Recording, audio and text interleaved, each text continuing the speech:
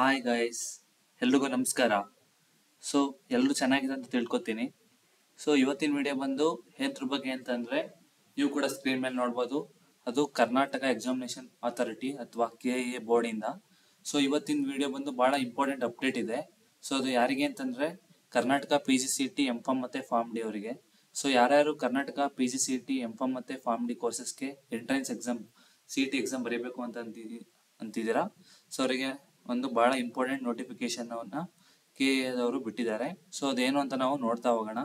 So ನಿಮ್ಮೆಲ್ರಿಗೂ ಗೊತ್ತಿರೋಂಗೆ ಪ್ರತಿ ವರ್ಷ ಕೂಡ KEA ಅವರು ಕರ್ನಾಟಕ ಎಕ್ಸಾಮಿನೇಷನ್ ಅಥಾರಿಟಿ ಅವರು M.Pharm ಮತ್ತೆ ಫಾರ್ಮ್ ಡಿಗೆ ಎಂಟ್ರೆನ್ಸ್ ಎಕ್ಸಾಮ್ ಮಾಡ್ತಾರೆ. CETಗೆ M.Pharm ಮತ್ತೆ ಫಾರ್ಮ್ ಡಿ ಕೋರ್ಸಸ್ಗೆ.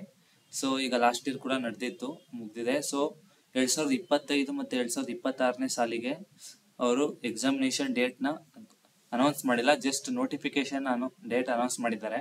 ಸೊ ಈ ನೋಟಿಫಿಕೇಶನ್ ಏನೇನಿದೆ ಅಂತ ನೋಡ್ತಾ ಹೋಗೋಣ. ಸೊ ಫಸ್ಟ್ ಆಫ್ ಆಲ್ ಇದನ್ನ ಅನೌನ್ಸ್ ಆಗಿದ್ದು ಡೇಟ್ ಬಂದು ಸೆಪ್ಟೆಂಬರ್ 1, 2025 ನೋಡಿ ಪ್ರಕಟಣೆ. MSc nursing, MPT, MSc allied health science ಮತ್ತು M.Pharm ಮತ್ತು ಫಾರ್ಮ್ ಡಿ ಪೋಸ್ಟ್ ಬ್ಯಾಚುಲರ್ ಕೋರ್ಸ್ಗಳಿಗೆ ಪ್ರವೇಶಾತಿ 2025.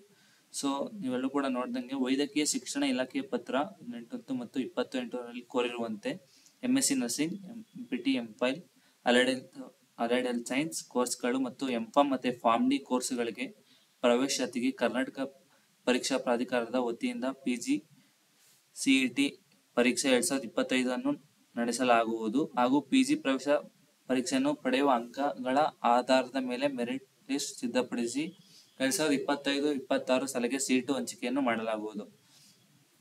ಸೊ ನಿಮ್ಮೆಲ್ರಿಗೂ ಗೊತ್ತಿರೋಂಗೆ PGCET ಎಕ್ಸಾಮ್ ನಡೆಸ್ತಾರೆ. ಸೊ ಅದರಲ್ಲಿ ಎಷ್ಟು ನೀವು ಮಾರ್ಕ್ಸ್ ತೆಗಿತೀರಾ ಅದ್ರ ಮೇಲೆ ರ್ಯಾಂಕ್ನ ಪ್ರಿಪೇರ್ ಮಾಡಿ ಅದ್ರ ಪ್ರಕಾರ ನಿಮಗೆ ಸೀಟ್ಗಳನ್ನ ಪ್ರೊವೈಡ್ ಕೊಡ್ತಾರೆ. ಸೊ ಇದು ಹಿಂದೆಯಿಂದನೂ ನಡೀತಾ ಬಂದಿದೆ. ಸೊ ಒಂದು ಡೌಟ್ ಕೂಡ ಇರ್ಬೋದು, ಹಿಂದೆ ಎಲ್ಲ ಏನು ಅಂತಂದ್ರೆ 50% PGCET ಮಾರ್ಕ್ಸ್ ಮತ್ತೆ 50% ನಿಮ್ದು ಥಿಯರಿ ಮಾರ್ಕ್ಸ್ನ ಕನ್ಸಿಡರ್ ಮಾಡ್ತಿದ್ರು. ಬಟ್ ಲಾಸ್ಟ್ ಇಯರ್ ಇಂದ ಬರೀ PGCET ರ್ಯಾಂಕ್ ಮೇಲೆ ಮಾರ್ಕ್ಸ್ ಮೇಲೆ ನಿಮ್ನ ರ್ಯಾಂಕ್ನ ಅನೌನ್ಸ್ ಮಾಡ್ತಿದ್ದಾರೆ. ಬಟ್ ಈ ವರ್ಷ ಯಾವ ರೀತಿ ಅಂತ ಇನ್ನೂ ಕ್ಲಾರಿಫಿಕೇಶನ್ ಸಿಕ್ಕಿಲ್ಲ. ಸೊ ಮುಂದೆ ಸಿಗುತ್ತೆ, ನೋಡ್ತಾ ಹೋಗೋಣ. ಈ ಹಿನ್ನೆಲೆಯಲ್ಲಿ ಕರ್ನಾಟಕ ಪರೀಕ್ಷಾ ಪ್ರಾಧಿಕಾರವು 2025-2026ನೇ ಶೈಕ್ಷಣಿಕ ಸಾಲಿಗೆ MSc nursing, MPT, allied health science ಮತ್ತು M.Pharm ಮತ್ತೆ ಫಾರ್ಮ್ ಡಿ ಪೋಸ್ಟ್ ಬ್ಯಾಚುಲರ್ ಸ್ನಾತಕೋತ್ತರ ಕೋರ್ಸ್ಗಳ ಪ್ರವೇಶಾತಿಗೆ ಅಭ್ಯರ್ಥಿಗಳು ಕರ್ನಾಟಕ ಸಂಸ್ಥರಾಗಿದ್ದು, ಮೀನ್ಸ್ ಅವ್ರು ಏನಾದ್ರು ಅಪ್ಲೈ ಮಾಡಬೇಕು ಅಂತಂದ್ರೆ ಅವರು ಕರ್ನಾಟಕದವ್ರು ಆಗಿರ್ಬೇಕು ಅಥವಾ ಕರ್ನಾಟಕದಲ್ಲಿ ವಾಸ ಮಾಡ್ತಿರ್ಬೇಕು. ಆಯಾ ಕೋರ್ಸುಗಳಲ್ಲಿ ಪದವಿ ಪಡೆದು ಅರ್ಹರಾಗಿದ್ದಲ್ಲಿ ಆನ್ಲೈನ್ ಮೂಲಕ ಅರ್ಜಿ ಸಲ್ಲಿಸಬಹುದಾಗಿದೆ. ಸೊ ನಿಮಗೆ ನೀವು B.Pharm ಮಾಡಿದ್ರೆ ನೀವು M.Pharmಗೆ ಎಲಿಜಿಬಲ್. ಸೊ ಆದ್ರಿಂದ ನೀವು M.Pharmಗೆ ಸಬ್ಮಿಟ್ ಮಾಡ್ಬೋದು ಅಥವಾ ಫಾರ್ಮ್ ಡಿಗೆ ಸಬ್ಮಿಟ್ ಮಾಡ್ಬೋದು ಅಪ್ಲಿಕೇಶನ್. ಸೊ ಮತ್ತೆ ನಿಮಗೆ ಮತ್ತೊಂದು ಡೌಟ್ ಇರುತ್ತೆ, ಇದನ್ನ ಯಾರು ಅಪ್ಲೈ ಮಾಡಬೇಕು, ಮೀನ್ಸ್ 8th ಸೆಮ್ ಅಲ್ಲಿ ಇರೋರು ಅಪ್ಲೈ ಮಾಡ್ಬೋದಾ ಅಥವಾ ಬ್ಯಾಕ್ಲಾಗ್ ಇರೋರು ಅಪ್ಲೈ ಮಾಡ್ಬೋದಾ ಅಥವಾ ಒಂದು ವರ್ಷ ಕಂಪ್ಲೀಟ್ ಆಗಿರೋರಿಗೆ, ಈಗ ವೇಟಿಂಗ್ ಮಾಡ್ತಿರೋರಿಗೆ CET-ಗೋಸ್ಕರ ಅಪ್ಲೈ ಮಾಡ್ಬೋದ ಡೌಟ್ ಇರುತ್ತೆ. ಸೊ ನೀವು ಯಾರಾದ್ರೂ ಫೈನಲ್ ಇಯರ್ ಅಲ್ಲಿ ಇದ್ರೆ, ಐ ಮೀನ್ 8th ಸೆಮ್ ಅಲ್ಲಿ ಇದ್ರೆ, ನಿಮ್ ಹಿಂದೆ ಕೂಡ ಯಾವ್ದಾರ ಸಬ್ಜೆಕ್ಟ್ಸ್ ಬ್ಯಾಕ್ಲಾಗ್ ಇದ್ರೆ ಏನು ತಲೆ ಕೆಡಿಸ್ಕೋಕಾಗಿಲ್ಲ, ನೀವು ಅಪ್ಲೈ ಮಾಡ್ಬೋದು. ಬಟ್ ನೀವು ಕ್ಲಿಯರ್ ಮಾಡ್ಕೋಬೇಕು. ಇನ್ ಕೇಸ್ ನಿಮ್ಗೆ ಸೀಟ್ ಸಿಕ್ಕಿದ್ರೆ ನೀವು ಕ್ಲಿಯರ್ ಮಾಡ್ಕೊಂಡು ಎಂಟ್ರಿ ಆಗ್ಬೇಕು. ಕ್ಲಿಯರ್ ಮಾಡ್ಕೊಂಡು ಎಂಟ್ರಿ ಆಗಕ್ಕಾಗಲ್ಲ. ಸೊ 8th ಸೆಮ್ ಅಲ್ಲಿ ಇರೋರು ಕೂಡ ಅಪ್ಲೈ ಮಾಡ್ಬೋದು. ಮತ್ತೆ ಎಷ್ಟೊಂದು ಜನ PGCET, M.Pharm ಮತ್ತೆ ಫಾರ್ಮ್ ಡಿಗೆ ವೇಟ್ ಮಾಡ್ತಾ ಇದ್ದೀರಾ, ಎಷ್ಟೊಂದು ದಿನದಿಂದ, ಒಂದು ವರ್ಷದಿಂದ ವೇಟ್ ಮಾಡ್ತಾ ಇದ್ದೀರಾ, ಎಷ್ಟೊಂದು ಜನ 6 months 8 months ಇಂದೆಲ್ಲ ವೇಟ್ ಮಾಡ್ತಾ ಇದ್ದೀರಾ. ಸೊ ಅವರು ಕೂಡ ಅಪ್ಲೈ ಮಾಡ್ಬೋದು, ಯಾವುದೇ ರೀತಿ ಪ್ರಾಬ್ಲಮ್ ಇಲ್ಲ. ಸೊ ಅಪ್ಲೈ ಮಾಡಕ್ಕೆ ಆನ್ಲೈನ್ ಅರ್ಜಿನ ಆಲ್ರೆಡಿ ಈಗ ಓಪನ್ ಮಾಡಿದ್ದಾರೆ. ಸೊ ನೀವು ಅಪ್ಲೈ ಮಾಡ್ತಾ ಹೋಗ್ಬೋದು. ಆಯಾ ಕೋರ್ಸ್ಗಳಿಗೆ ವಿವಿಧ ಇಲಾಖೆಯವರು ನಿಗದಿಪಡಿಸುವ ಅರ್ಹತಾ ವಿವರವನ್ನು ಅಗತ್ಯ ಇರುವ ದಾಖಲೆಗಳು, ಇತರೆ ಮಾಹಿತಿಗಳನ್ನು ಒಳಗೊಂಡು ಪ್ರಸ್ತುತ ಪುಸ್ತಕವನ್ನು ಪ್ರಾಧಿಕಾರದ ವೆಬ್ಸೈಟ್ ನಲ್ಲಿ ಪ್ರಕಟಿಸಲಾಗಿದೆ. ಸೊ ಇನ್ಫಾರ್ಮೇಶನ್ ಅವರನ್ನು ವೆಬ್ಸೈಟ್ ಅಲ್ಲಿ ಪಬ್ಲಿಷ್ ಮಾಡಿದ್ದಾರೆ. ನೋಡಿ, ಕರ್ನಾಟಕ ಪರೀಕ್ಷಾ ಪ್ರಾಧಿಕಾರದ ವೆಬ್ಸೈಟ್ ಇದು ಎಲ್ರಿಗೂ ಗೊತ್ತಿರುತ್ತೆ, CET ವೆಬ್ಸೈಟ್ ಇದು. ನಿಗದಿತ ಲಿಂಕ್ ಅನ್ನು ಆಯ್ಕೆ ಮಾಡಿ ದಿನಾಂಕ ನೋಡಿ ಸೆಪ್ಟೆಂಬರ್ 3, ಹಂಗಂದ್ರೆ ಇವತ್ತು ಸೆಪ್ಟೆಂಬರ್ 3 ಬೆಳಿಗ್ಗೆ 11 ಗಂಟೆಯಿಂದ ಸೆಪ್ಟೆಂಬರ್ 14 ಮಧ್ಯಾಹ್ನ 12 ಗಂಟೆವರೆಗೆ ಆನ್ಲೈನ್ ಮೂಲಕ ನೋಂದಾಯಿಸಿ ಅರ್ಜಿ ಸಲ್ಲಿಸಿ ಶುಲ್ಕ ಪಾವತಿಸಬಹುದಾಗಿದೆ. ಸೊ ಇವತ್ತಿಂದ 14ನೇ ತಾರೀಕು ಟೈಮ್ ಇದೆ, ಐ ಮೀನ್ 11 ದಿನ ಟೈಮ್ ಇದೆ. ಸೊ ಆದಷ್ಟು ಬೇಗ ಎಲ್ಲರೂ ಅಪ್ಲೈ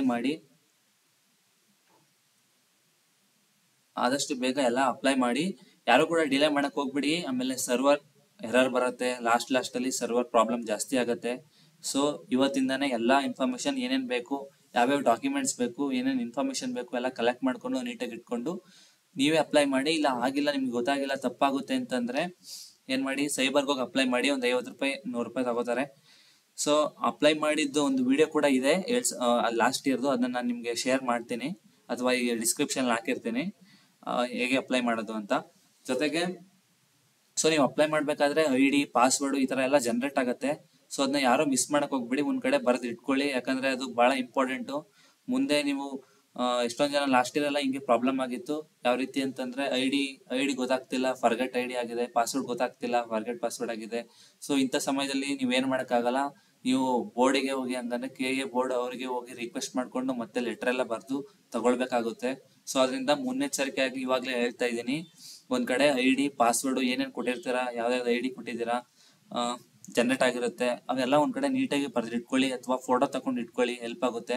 ಸೊ ಫೋಟೋಗಿಂತ ಬರ್ದಿಟ್ಕೊಂಡ್ರೆ ಬಹಳ ಒಳ್ಳೇದು. ಯಾಕೆಂತಂದ್ರೆ ಎಷ್ಟೊಂದ್ ಜನ ಲಾಸ್ಟ್ ಇಯರ್ ಫೋಟೋ ಕೂಡ ತಕೊಂಡಿದ್ರು, ಬಟ್ ಅವ್ರು ಏನಾಯ್ತು ಅಂತಂದ್ರೆ ಫೋನ್ ಫ್ಲಾಶ್ ಆಗೋಯ್ತು, ಫೋನ್ ಬಿದ್ದೋಯ್ತು, ಫೋನ್ ಕಳ್ದೋಯ್ತು, ಈ ತರ ಪ್ರಾಬ್ಲಮ್ ಆಗಿತ್ತು.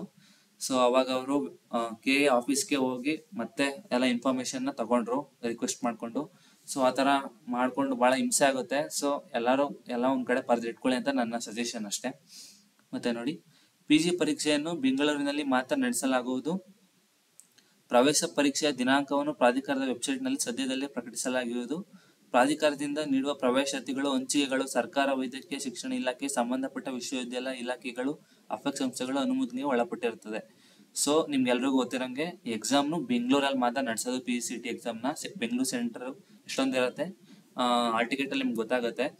ಬೇರೆ ಯಾವ ನಗರದಲ್ಲೂ ನಡೆಸಲ್ಲ, ಬೆಂಗಳೂರಲ್ಲಿ ಮಾತ್ರ ನಡಿಬೇಕಾಗಿರುತ್ತೆ. ಮತ್ತೆ ನಿಮ್ಗೆ ಫರ್ದರ್ ಇನ್ಫಾರ್ಮೇಶನ್, ಯಾವಾಗ ಎಕ್ಸಾಮು, ಯಾವಾಗ ಎಂಡ್ ಡೇಟು ಅಪ್ಲಿಕೇಶನ್ ಹಾಕಕ್ಕೆ ಆಲ್ರೆಡಿ 14th ಅಂತ ಕೊಟ್ಟಿದ್ದಾರೆ.